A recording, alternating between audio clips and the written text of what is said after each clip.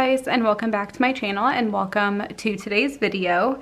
So today I wanted to sit down and do a weekly check-in. It has been a hot minute since I filmed one of these, but it is a really important step in the process of doing budgeting.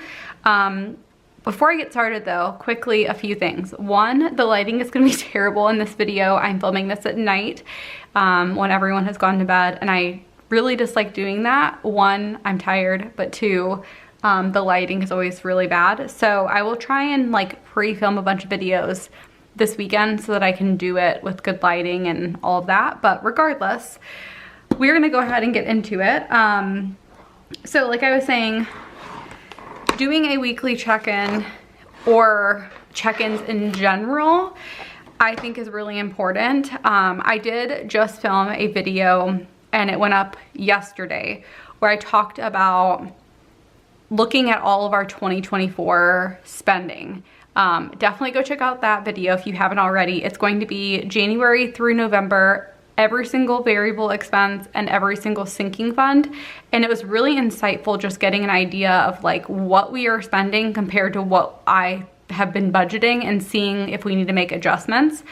I know, it's crazy, use an Excel file, which you guys know I'm usually a paper and pen type of girl, so it is kind of shocking, but in some instances, using Excel is necessary. And when you're looking at like 12 months of data and trying to find totals and averages, I think it's honestly the easiest way. So with that being said, I do have that Excel file linked.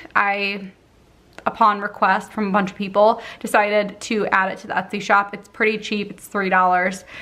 So I have that, and then I also have my 2025 budget planner linked down below as well as a coupon code. We are getting really close to 2025. We want to get as many budget planners out to you guys as possible, so definitely check out those links down below. So this is going to be a fairly quick check-in, I believe, because we haven't really had many transactions for December. I know it's not gonna stay that way, but I'm liking it so far. So in terms of categories, we're in week one, obviously. For categories, the categories that I'm going to check today are going to be groceries, eating out,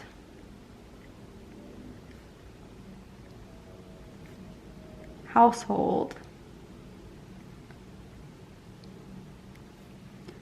gas for our cars, and then anything that may be unbudgeted. We do not have a amount. Like some people will do a miscellaneous category. We don't do that for unbudgeted, but it is a placeholder just in case something comes through. And I can tell you already, we had 0 things come through for unbudgeted. So for my budget for December, I wanted to keep it pretty simple in terms of stickers. You guys know, obviously I sell a budget planner, but I also sell stickers. So I just used some washi that I have from like my stash when I used to sell washi, and for that reason, when I did my expense tracking, I decided to just go kind of bare bones and not worry about colors. I just wanted to make sure that I had enough categories and expense tracking stickers to do my normal tracking. So I just pulled some of my regular 7x9 expense tracking stickers. I do have stuff that matches like the kits that are available for December and January, and then, you know, next week we'll be releasing the February stuff, but don't feel like you're stuck to anything. Like I feel like the nice part about budgeting and planning is that you can kind of like switch things around, do what is best for you. We have lots of colors if you want to just kind of use your own washi or switch it up once in a while and use something that you already have and just have expense tracking stickers. So that's a little bit of that. I just figured I'd kind of explain. Normally I would use sticker sheets, but I think because I didn't really think about what I wanted to do and then I decided to use washi tape, it just worked out that way. Okay, so we're gonna start by looking at groceries. So for groceries, that's going to be everything in pink. So I picked up some food from Target when I recently did a Target haul. I was desperately in need of like laundry soap and things like that. So while I was there, I picked up some stuff that we needed for the house in terms of groceries, and that was $33.02. Typically Jason does our grocery shopping, and that's what you can see on Tuesday. But in this case, I just picked up some stuff that I wanted. So $33.02. Then I picked up some sodas for me and Jason at Thornton's. That was $4.57. And then we paid for Macy's hot lunch, and that was $54.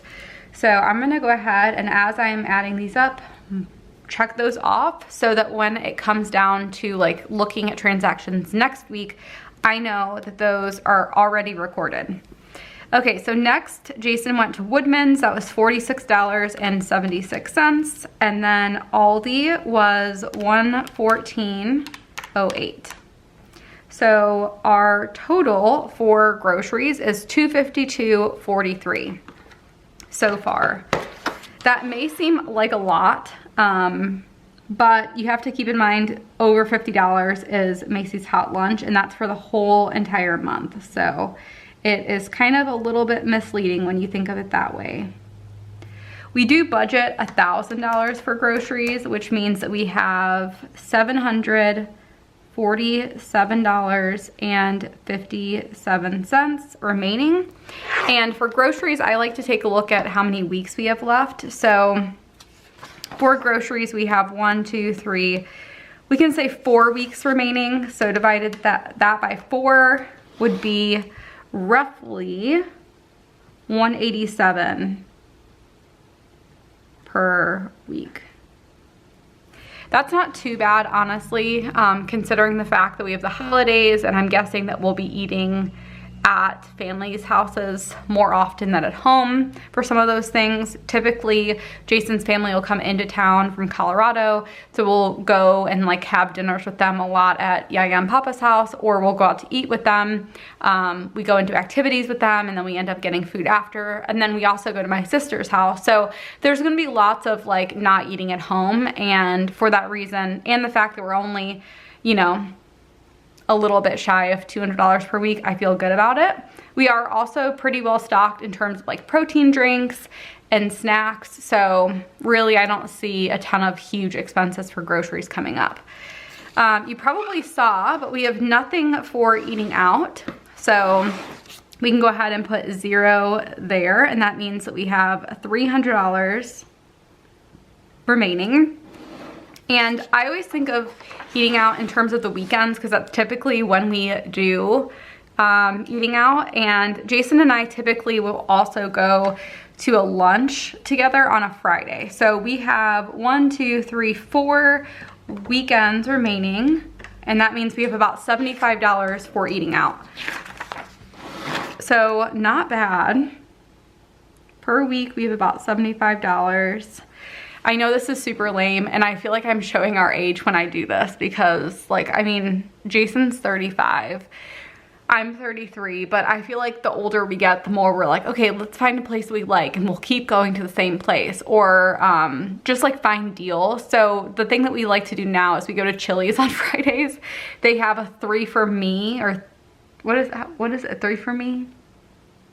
I don't know. There's some type of deal where you basically get a drink, a starter, and a meal for like $10 or something like that. I think there's like higher, like it could be like $11, $12, $14 depending on what you get, but it's a pretty good deal. And so that's what we usually do on Fridays, and then we'll go out with the kids at some point as well. But the weekends are kind of like, okay, let's eat leftovers that we have from the week, stuff like that. So anyway, we're in good shape when it comes to eating out, because we have not spent anything so far. Next is going to be household, and the only expense that we had was $73.62 from Target.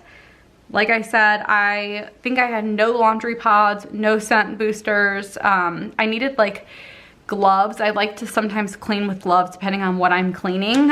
So I needed stuff like that. Also, whenever our family has stomach bugs, those come in very handy, and I'm not going to lie, that has been a common theme in 2024. I think we have gotten the stomach bug I think everybody has gotten it at least twice this year. So yeah, it's kind of a lot.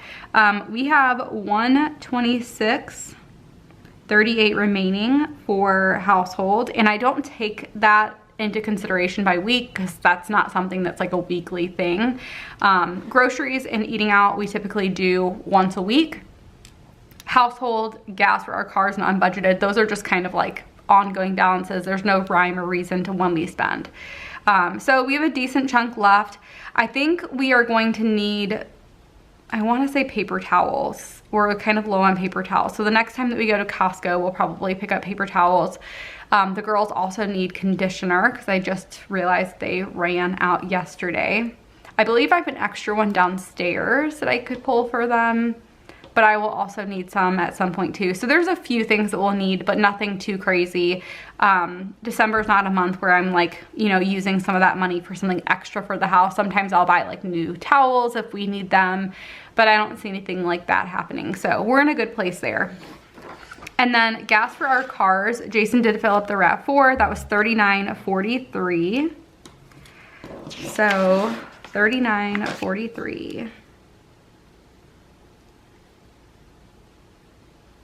And we budget $200 for that as well, $39.43. That means we have $160.57 remaining.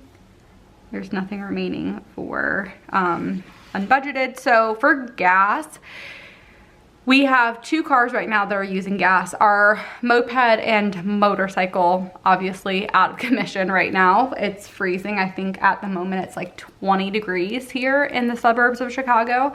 So not happening anytime soon. But my car probably has about half a tank. So I would say probably next week at some point we'll have to fill up. Jason's car, I think, probably gets filled up every week and a half. So we're in really good shape with that. We're not doing any crazy driving for Christmas. We're staying local. The only driving we would be doing is to like Jason's parents or to my sister's, but again, not too far away from where we live. So nothing too crazy there. I know this week is kind of boring. It's pretty uneventful in terms of our variable expenses. But we're on track, and I'm really hoping that in December we can really like limit our spending as much as possible while also still having a fun time, because obviously with Christmas we want to go spend time with family, and I'm definitely giving us the permission to do that. But if we can like not spend a ton of money on stuff that is not necessary, that would also be great. So that is all of our variable spending. I'll continue to update this as we go throughout the month, and I will also try and do these check-ins so you guys can kind of see what it looks like further in the process.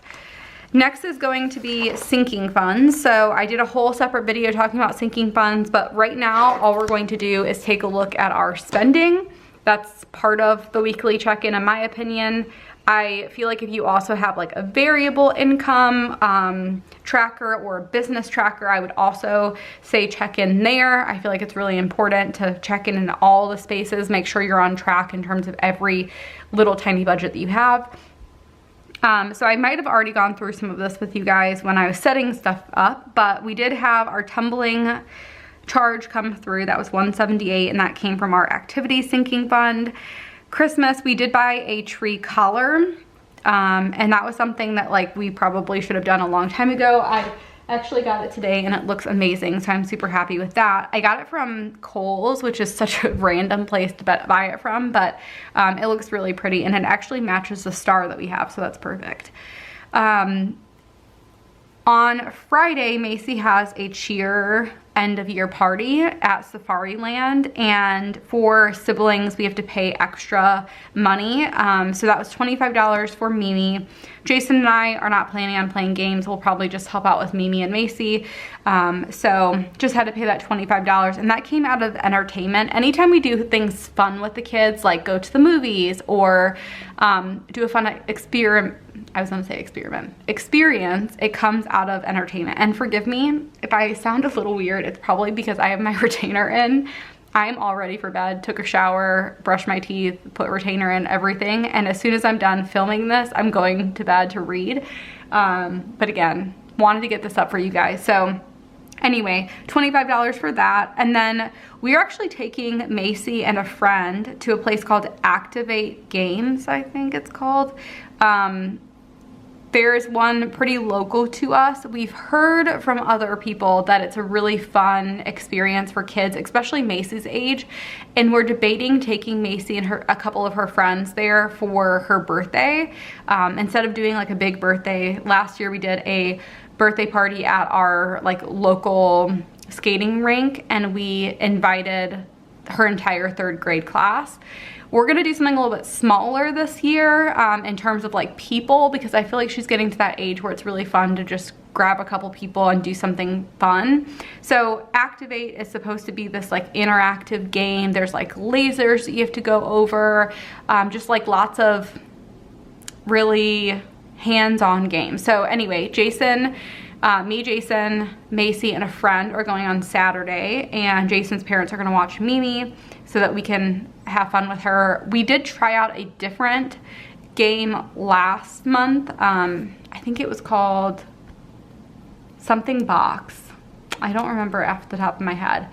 It was something else though, similar in terms of like an interactive game, but instead of like what this seems to be, what Activate seems to be, this was like you play with like a projector screen in a room. I think Activate is going to be a little bit more sophisticated, if that makes sense. But anyway, we've been trying stuff out, trying to figure out what would be a good solution for Macy's birthday party.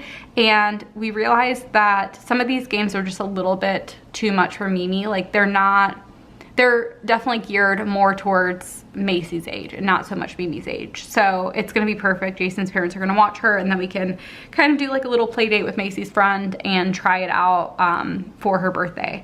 It's crazy to me that Macy's birthday is like in a month, and I feel like usually we have everything planned out by now. So I'm definitely feeling a little like, okay, we need to get things going. Mimi's birthday party's already planned and ready to go, deposits down, invitations sent.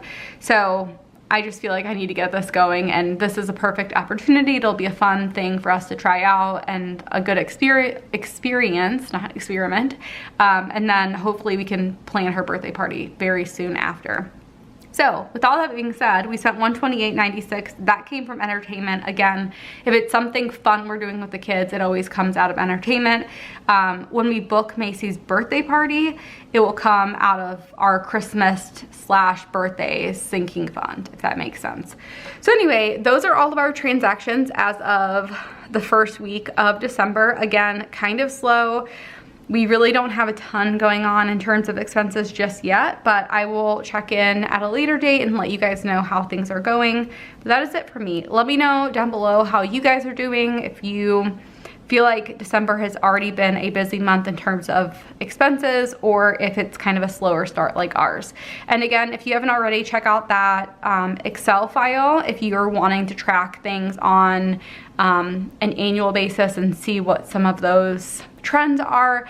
Also, if you haven't picked up your budget planner for 2025, there's a link down below. We are trying to get those out within a couple of days. So if you pick one up on Friday, it could potentially go out on Monday, if not during the weekend. So anyway, thank you guys so much for watching, and I'll see you guys next time. Bye guys.